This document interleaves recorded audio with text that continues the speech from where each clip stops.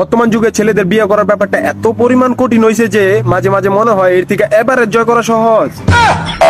ছেলে ইনকাম করে 20 থেকে 25 হাজার টাকা, আর কাবিন চায় 10 থেকে 15 লাখ টাকা।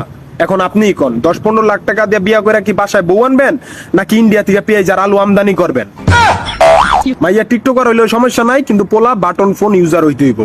মাইয়া 4বার এসএসসি ফেল করলেও সমস্যা নাই, কিন্তু পোলা মাস্টার পাস হইতে হইব। মাইয়া উগান্ডা হইলেও সমস্যা নাই, কিন্তু পোলা ইউরোপান প্রবাসী হইতে হইব। মাইয়া বেপর্দা ছাপড়ি পোলাপাইন গুলোকে পুল পার্টি করলেও সমস্যা নাই, কিন্তু পোলা গো শ্বশুর বাড়ির কুত্তার সামনে পড়লেও সালাম দিতে হইব।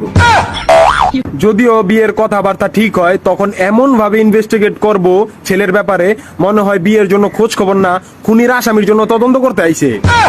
এর উপর আপনার এলাকার বাতাসেও যদি মাদক গন্ধ পায়, তাহলে আপনার নেশাখোর বানাই দিব, অথচ আপনি কোনোদিন সিগারেটও খান নাই। তাই মাঝে মাঝে মনে হয় যে বিয়ের ব্যাপারটা এটা কোনো সাধারণ ছেলের জন্য না।